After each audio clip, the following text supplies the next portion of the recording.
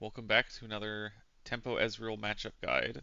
And today I'm going to cover the matchup that the most people have been asking me about, which is definitely our worst matchup, which is Kai'Sa. Um, and by worst matchup, it's not actually that bad. I think against most deck lists, it ends up being pretty 50-50 if you play correctly, but you really have to contort your plan as the Ezreal player and do some unconventional things. If you're not familiar with Tempo Ezreal, here's my current deck list on the screen right now, and I've got a full written guide on Metafy that you can check out, which is linked in the description below. I think this deck is extremely powerful and well positioned in the post-ban Season 2 meta, and I would recommend anyone who's looking for, a tempo like hybrid aggro control deck to check it out. It's really fun to play and a lot of decision lines. But let's get into the Kai'Sa matchup. So the really important thing to know about this matchup is that our card quality is higher than theirs. We have tons of units with enters effects, and they have a lot of mopey, like just a Yordle that draws a card. So they're not getting effects for their units, they're just drawing cards, and we can really capitalize on that. So the first priority is that they have these time warps and forerunners, and you just need to make sure that they don't run away with the game. So I'm always prioritizing keeping their score low. My points are going to be an afterthought, and they'll come eventually, but I need to make sure that they never score, if at all possible. So Wages of Pain is absolutely the most important card in the early game. It's how you don't lose runes while you're fighting. And then I just want to play defense, and once I get to 12, 10, 12 runes, then I can start investing energy in offense and defense at the same time. But I'm always going to prioritize keeping their score low over everything else. It's just really, really important that you don't fall behind. The next one is they're a Falling Star deck, and we are a deck with a lot of small units. You can never overextend it to Falling Star. The only time I ever put more than one unit in play is if I need a spell from a Fizz, and I try to avoid that if possible. You'll see that in the games. I spend most turns with one unit in play, just make them cast a spell. Eventually they'll learn they have to just Falling Star my poor O's to get them out of play, because I'm never going to put another unit down. And that's why keeping their units out of play is so important, because we are playing so slow. The next thing that goes along with that is that the whole matchup, I am just thinking about action speed removal. Most Kai'Sa decks have 3 Hextech Rays and like 1 Void Seeker and 1 or 2 Bellows Breaths. So they've got 5 or 6 action speed removal, which means we just need to run them out of those spells, because we have this value engine with, Sneaky Deckhand can come back to our hand with Windsinger, and Fizz can come back to our hand, but they require the unit to be at a battlefield. So the whole matchup, I'm just thinking about running them out of action speed removal in a way that I can start getting my value engine online once they're out. This is especially relevant in the late game. You'll see it comes up in one of these matches with Windsinger. Hiding Windsinger is really, really important in this matchup, because they cannot clear that battlefield efficiently with spells. If you have either a Sneaky or a Fizz and you just put a Windsinger down to protect it, you're gonna get that unit back as long as you have a plan for like Watcher, making sure you don't get that battlefield Watchered. But you're just gonna score points on that battlefield for the rest of the game once you get it down. And then the other thing is Forerunner. Forerunner is the card from their side that matters the most. Um, it's a lot of card advantage, but they only have 3, and we draw a lot of cards. So you're going to need to find a plan for Forerunner. Often, if you don't have a plan immediately, you can just shrink it and gust it and try to find the right cards to deal with it later. But you are going to have to kill every single Forerunner they put in play, outside of very few like tempo games. Um, so yeah, that's the core of the matchup. We pivot away from a aggro tempo deck because they have these Hextech Rays that just completely shut off aggression. and we slow down, we say, you're going to have to kill every single unit I put in play, and I am very, very good at killing every unit you put in play. But that's enough on matchup theory, so let's just hop into some games, and I'll show off what I'm thinking about and how I try to execute this plan that I've described. We're going to play glacially slow and just eventually run them out of the cards that matter. Alright, locking in for a long game one, and we're going to send back this Frigid Touch because it doesn't do anything on its own. We're going to keep all of the early game defensive spells. Keeping their units down is all that matters, so that's the priority here. You see, because they don't have a unit in base, I'm allowed to deploy the Sneaky. There's no way they can accelerate a unit to kill it, so they'll have to use an action speed removal, or we get a point. And either way, we've traded for their action speed removal, which is great. That's the goal here.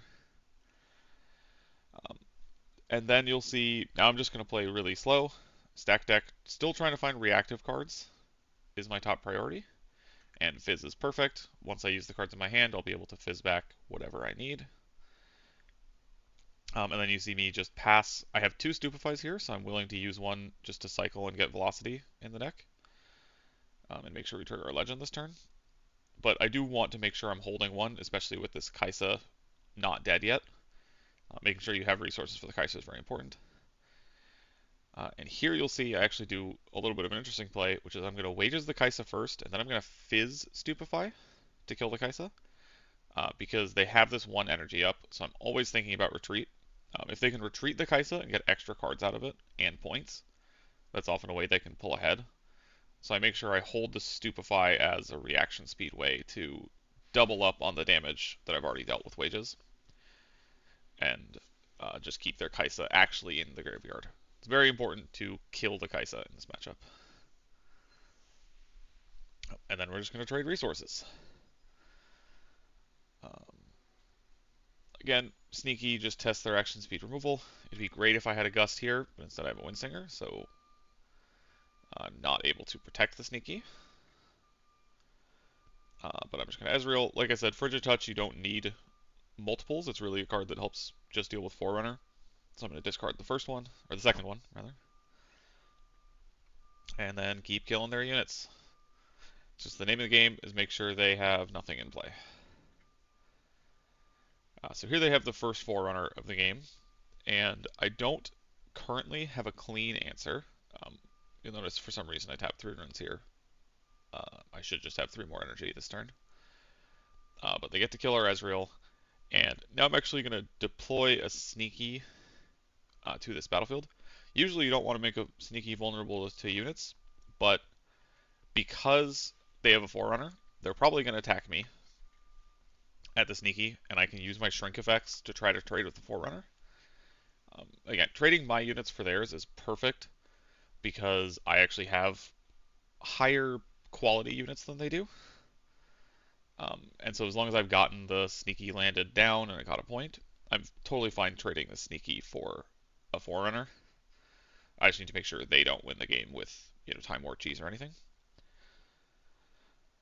So I'm actually going to just fire off -5, and again, either they have action speed removal, which I'm happy with them getting rid of, or they're going to lose their Forerunner. So it's a good trade either way. They get a point, and that's fine because they did it with removal. If I had that extra 3 mana, I probably would have killed the Forerunner with Bell's Breath. But sometimes we tap wrong, and that's fine. So here I've got a whole hand of options, and I have to decide how I want to deal with this Forerunner. It looks like I just play Watcher to base, so I don't want to accelerate a Watcher because that would make it vulnerable to their own Watcher, since I don't have the cards to protect it. And getting in a Watcher trade-off when you aren't ready to kill their Watcher that kills your Watcher is a recipe for disaster. So I'm just going to bounce the Forerunner and deal with it later when my hand looks a bit better against Forerunner. And then I stack deck for this Sprite Call, just because I don't really need another Watcher yet. And it'll come up later. I know I've used quite a few Sneakies already, so I know I don't want to put the Sprite Call on the bottom. So just keeping the card that scores points because I've used my Sneakies already. Now we have this Watcher, and we have to decide what to do with it. So I tank for quite a while on this turn. But here I can show off the power of once you actually get to a battlefield. So I know this Watcher is going to be able to get to a battlefield, which means now I can start doing shenanigans with Fizz. So we have Mirai Spire in this game one, and we're going to Watcher to Mirai Spire. And now I know in my graveyard there are two Frigid Touches.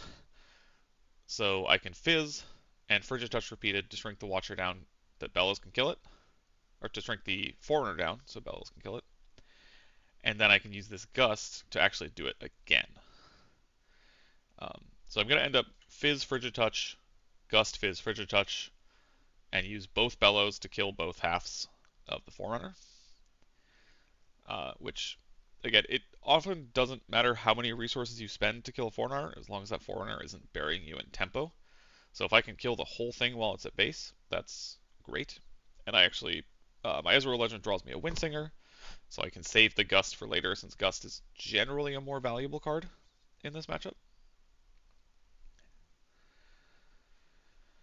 Um, and now we are deploying a lot of units, but that's fine if they have like a singularity for the Watcher and the Fizz. It's okay because I'll keep a unit. So I'm just making sure that because I end up deploying the Fizz, I'm happy to deploy the Windsinger and go to 3. Because you either want to be at 1 unit or 3. You don't want to let them Falling Star your whole board and put you a turn behind if you can avoid it. Yeah, so here they have Singularity, which lets them tag team down the Watcher with a Void Ray, or whatever that card is. Void Seeker. But like I said, we had 3 units, so we actually do get to keep 1 and score a point. Here I'm breaking the cardinal rule of put 2 units in play because I have 2 reactions in my hand, so I can actually keep this student alive through a Falling Star. But they have the one of Darius that a lot of these Kaisalists have been started playing, and I don't really have a way to play defense against that, so I'm just going to let it eat my Windsinger. This is mostly because I don't need to use the Stupefy here because I don't have a guaranteed way to trigger my Legend. I'm a little low on cards. I want to make sure I get the extra card draw first, and then I can Stupefy. And I know there's still 2 Singularities left in my deck I haven't seen, so I'm hoping to find those this turn, which I actually do find it immediately. But I would just be, if I didn't find it yet, I would be Stupefying the Darius and digging for it. And so, Singularity to the board, student gets to take a battlefield, and now we're actually starting to get points because they've used their Hextech Rays, they've used 1 Bellows and a Void Seeker, so most lists are going to be out of action speed removal at this point. They might have 1 more Bellows or 1 more Void Seeker, but I can plan around my units being safe for the rest of the game during showdowns, largely. Alright, we found the second Singularity, which we were pretty likely to find. I think we've seen the bottom 6 or 8 cards of our deck, so the Singularity was going to come up pretty soon. And especially with the stack deck, we were probably going to find it anyways. So that's a great counter to the Bryn here turns, is just to kill the units they put in play. And now they're finally really low on cards, so ideally I want to bounce these Watchful Sentries and not reload them. But I'm only going to do that if it actually makes sense, because we don't want to just fire off Gusts to slow them down a turn. That card is very valuable and I don't want to waste it. So I'm just going to take a point. This student is good enough at playing defense with my hand full, so I have to decide if I want to play another student. And I do have 2 reactions, so I think I go ahead and deploy the other student. There's also this Bright Call to think about, but if it's not winning the game or taking you to a point where you're threatening to clearly win the game in the next turn, I'm not going to waste it just for a point. So I'm going to save this Bright Call in hand for their Watchful Sentries the following turn. And yeah, I do deploy the student because I can protect from Falling Star, but they do have Singularity, and I can protect my student with Gust. Again, I'm running out of units at this point. I've used all my Fizzes and all my sneaky deckhands, so unfortunately this Gust isn't actually going to rebuy good cards.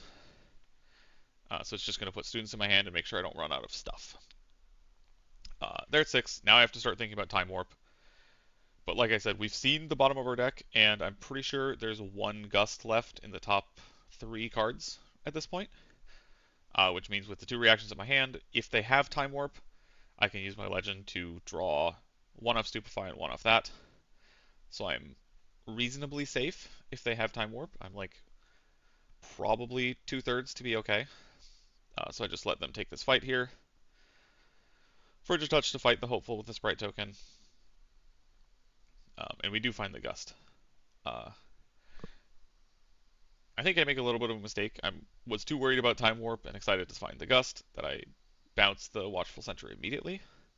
I should probably hold off and save the Gust just to make sure I can trigger my Legend next turn. But it's not too bad. Like, there's so many decisions in this matchup, it's hard to get all of them perfectly.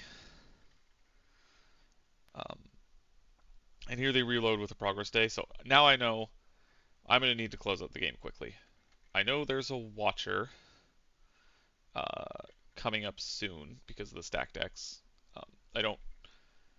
I haven't used my Watchers, or my second Watcher rather, and so I know it's going to be somewhere. I'm usually not tracking it explicitly of like what would I see in my first stack deck, but you definitely can in this matchup.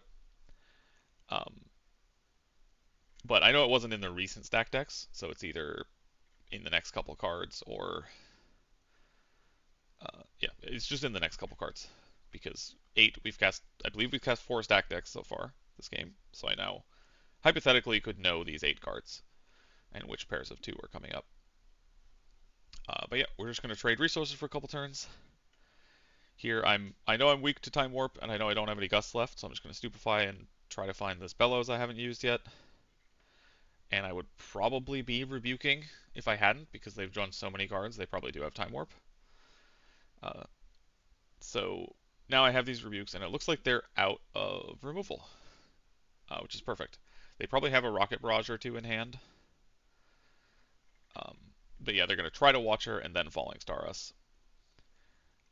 And then that lets us Watcher back, which we found. So we can get a point and threaten to win the game, and I have this Rebuke to protect. So now they have to kill a Watcher, which their deck is not great at doing. 6 is the magic number for them. So we're actually able to protect Watcher with Rebuke. You see Rebuke showing off in these Watcher fights. It's really powerful. And then that's the game. We just managed to hold, and they didn't quite have a way to do enough damage to a 7 unit to kill it and stop it from holding. Postboard, the name of the game is just upping our card quality and the ability to trade cards with our opponent efficiently. So I'm going to cut a Rebuke because while it's useful in the Watcher fights like you saw, I don't ever really want 2 in a game. I just want access to 1 so that in the very, very late game, I can protect my Watcher from their Watcher. And then beyond that, I'm going to cut 2-drops. I don't really need my hand glutted on these units. I can't play them fast enough because I'm going to wait and play around Falling Star. So I'm just going to cut the Students and the Poro because the Students are really hard to protect. And with Bryn here existing, even though a lot of pilots aren't going to leave it in as Kaisa, because it's not very good, I still don't want to be forced to try to play defense with Students, so I'd rather have the gold from the Poro. So I'm going to leave 2 Poros in and take out 3 2-drops and a Rebuke. And then cards coming in, the retreats are specifically for these control matchups where I can make sure my Fizz doesn't die. I get 2 triggers out of it. I'm basically boarding in extra copies of Fizz, and maybe I'll use them on deckhands if I'm playing a more aggressive points line. And then the hard bargains are kind of the same thing. I'm not really worried about the Time Warp turns because of how aggressively I'm playing the early game, but they can come up against Time Warp.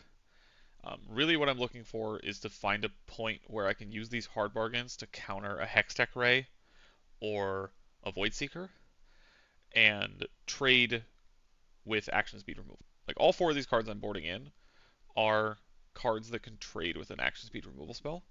So I'm making myself better at fighting the game that I'm trying to fight, which is just running them out of stuff and eventually getting a Fizz to a battlefield so I can Windsinger it and start generating value while I score points to close out the game slowly. You might ask why I'm not bringing Vex in. You can. It is slightly higher card quality than another Poro, so I wouldn't fault anyone who wants to swap a Poro into a Vex, or maybe a Frigid Touch into a Vex. But it's really not what the games are about. So I opt to not have the expensive unit clunking up my hand because it will at some point just trade with a Falling Star. All right, post board. Again, I don't care about scoring points early, so the sneaky is going away. I'd rather have it later in the game than early, and I just want to play defense. And the rebuke also is just for later in the game, so I sent it back. Uh, and now I just need to find early interactive spells. We don't have a wages, which is usually the point where this matchup gets hard, is when we don't get to cast wages and pull ahead, and actually our opponent knows that, and is going to hold back this Watchful Sentry and not just walk straight into it. They're trying to set up a turn where they can move both units out at the same time. But that actually exposes them to our double Stupefy Bellows Breath, which is going to put us behind on runes, but it's way more important to keep their units out of play and stop them from scoring. So if I can get this tempo play to the board play and then recover on runes, much later in the game, once everything's slowed down, I will happily do it. So I'm going to Bellows both of their units at base and let them play unit. I'm planning around a Forerunner coming. That's always what you need to think about. But they have Progress Day, which I'm super excited about because that doesn't play to the board, and it gives me time to redevelop. Totally fine playing these high resource games. And here, like you see, I'll just use the sneaky to take a point, tap out because I have no units in play, and protect it with the Windsinger. Make sure I'm only leaving one unit in play. Here, I would definitely Singularity if I had double blue, but since I don't, I need to try to find an answer for these units. The card I'm mostly looking for is the first Wages of Pain. It helps me get the gold to hit 12 eventually, and just helps me keep stuff under control. And then, so because I found this Wages, I'm now pretty well set up to actually play defense against this Noxus with Fortified Position. So I'll move my Windsinger there and actually protect it with a Hard Bargain because I don't want them to draw cards off Voidseeker. Perfect trade, trading the Hard Bargain for an action speed removal and saving the unit to get a point is great. So here I'm going to take a bit of an unconventional play, which is I'm just going to offer the trade with Noxus Hopeful with his Bellows Breath. I just want to tax their action speed removal, which means if they have a Hextech Ray, I'm actually perfectly happy with them raying my Windsinger to force me to Wages the Hopeful Dead. And because of the matchup and the way it plays out, I'm happy to trade my units for theirs. Yeah, here they also know that Watcher as a 7 is a little hard to deal with, so they're going to deploy it. And I'll try to keep up on the points race, but they have another Hextech Ray. I just didn't have a clean answer to Watcher yet, so I'll just play Ezreal, start drawing cards, and set up where now I found the Singularity and the Stupefy so I can get this Watcher off the table. And here's where they make a bit of a mistake, which is playing another Watcher. I was actually just waiting on time and card draw to answer the Watcher. So having two Watchers is actually easy for me to deal with. And you'll see I'm actually going to choose to, even though I have like Stupefy, Fizz, Stupefy, and it looks like it draws a lot of cards, I know Stupefy is pretty valuable for helping me tag down a Forerunner, especially because I haven't found a Frigid Touch yet. So I'm going to hold the Stupefy and I'm going to Fizz Bellows Breath instead. Like I said, we'll get our runes developed eventually. It's not a huge deal as long as we keep their units under control. So Fizz Bellows just deals with both of them and leaves me the most cards in hand that play defense. And then because they're out of Hextech Ray, I get a point and I get to protect this Ezreal with Gust from Falling Star. Make up for the fact that I put 2 units in play, which is great. And now we just deploy a Poro. These Poros are pretty dead, but if I can play on an empty board while I'm still waiting to get runes, so I don't want to play Fizz or Ezreal, they're going to be great because they're just going to trade with some sort of spell. I don't want to use these retreats to protect the Poro by any means. And here, yeah, they Falling Star it because they're out of action speed removal, likely. And so nope, looks like they just knew they value action speed removal highly, so we're going to play Deckhand. They Ray it, and I get to retreat, protect the Deckhand. This is where the retreats really show off at this point in the game, is that they can't let Deckhand hit a battlefield because of Windsinger and Gust to protect it and make their life hard. So I play the deckhand, protect it, and I'm actually going to protect the deckhand because I don't have enough mana up to protect it at a battlefield this coming turn. So I'm going to just fizz for a stack deck and take a stack deck in my hand. Stack deck is a great card to have in my hand for a couple turns until I know what units they're going to deploy and what threats they're going to play. So I don't need to use my energy right now on it. I'll just wait, see what they do, wait until they have like a Forerunner or something similar.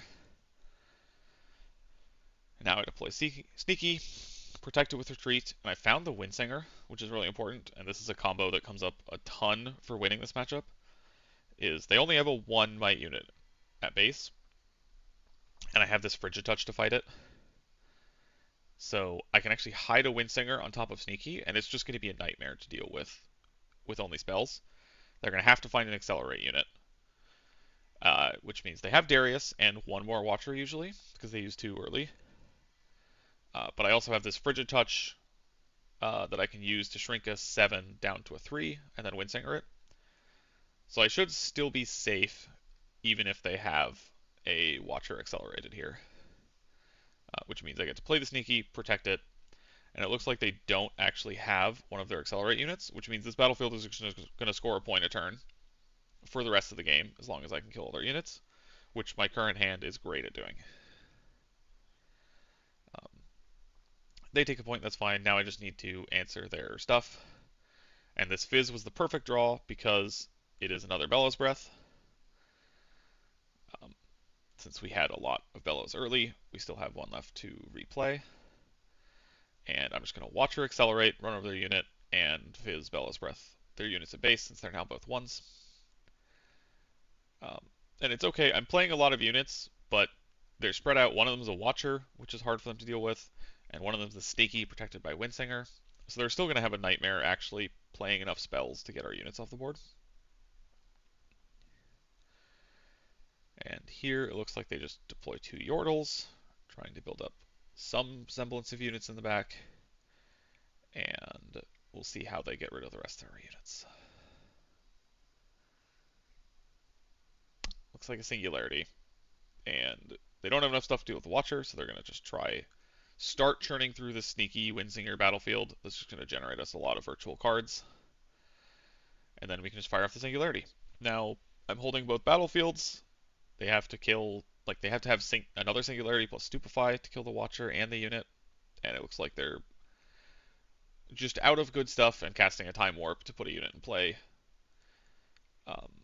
Here, they're probably supposed to run at the Windsinger, but they don't want to give me a card. So they run at the Watcher trying to find something. And they just don't find anything. So we're at 7, we are holding both battlefields, and they can't deal with the Watcher.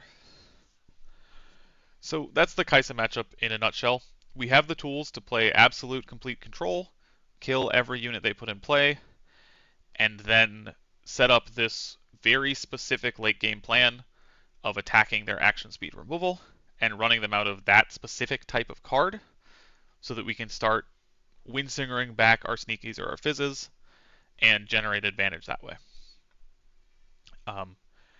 It's always going to be a long game, and the games that I lose are the ones where they have an early Forerunner that my hand doesn't line up against, or where they manage to like retreat a Kai'Sa because I don't have the tools to fully kill the Kai'Sa through retreat, and then they get advantage that way. So definitely be thinking about those lines and always planning your early hands around Forerunner and retreat. But beyond that, it is an entirely approachable matchup. You just have to completely flip your mindset and say, because of the matchup, I'm playing control, like more control than you are control, and I'm just going to out-control this Kai'Sa deck and run them out of stuff.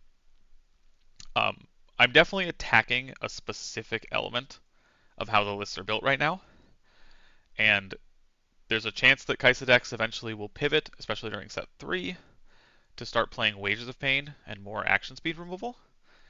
And if that happens, we still do have a plan, but you need to start sideboarding. The 2 cards I consider to improve the matchup, and for anyone who's struggling in the matchup, either of these cards as a singleton is enough to fully swing the matchup to good, I would say. The first one is Morbid Return. So a lot of the control Ezreal lists before were playing one Morbid Return, and if you're not familiar, the reason for this is that Fizz recycles the card it casts. So you can Morbid Return back a Fizz, and then Fizz back the Morbid Return, putting the Morbid Return on the bottom of your deck, and that second one can pick up another Fizz. And then you can Fizz back a stack deck, and that stack deck will go on the bottom of your deck while it draws the Morbid Return into your hand. And so now you can Morbid Return the third Fizz and Fizz back a stack deck. So you can set up this loop where every turn you're putting all three Fizzes into play, and you're never giving your Kai'Sa opponent the chance to deck you. So Morbid Return as a one of main deck would just flip this matchup where you're allowed to just play complete control, and it would be very strong. I do not enjoy those games, so I would rather have a worse matchup than try to go to decking and win that way. That's just a personal choice. So if I had to contort my deck to beat Kai'Sa, I would probably be playing a Sideboard Mundo, and that's the other option. Kai'Sa cannot kill a Mundo. It is way too big. It'll consistently be like a 20 if you wait long enough in the game. And then the fact that it recycles 3 cards every turn is actually really good, because it means we get to just rebuy the important cards. We can put our Sneakies back and our Fizzes back, and then when we get there at the end of the game, we'll just start having a deck that is full of very scary threats for them to deal with, and we'll be able to take over the game from there. Now, a third option that is just objectively the most fun, but not what I would recommend for a competitive tournament where you're trying to be able to beat every deck, is Possession. If all you want to do is beat Kai'Sa because you have specifically a lot of Kai'Sa in like a small local store, then Possession is absolutely the card you want. Because, like I said, the games I lose mostly come from a Forerunner coming down early. And so Possession says, hey, you put a Forerunner down, you can go to a battlefield, I will just take your Forerunner. It's perfect. They're going to have to fight through that cardboard, it's going to put us really far ahead, and it's just one fewer Forerunner we have to actually kill and then kill the tokens from. So it's playing to the matchup more than any other card. Especially because it plays the early game and wins the games that I lose the most when they have those early Forerunners.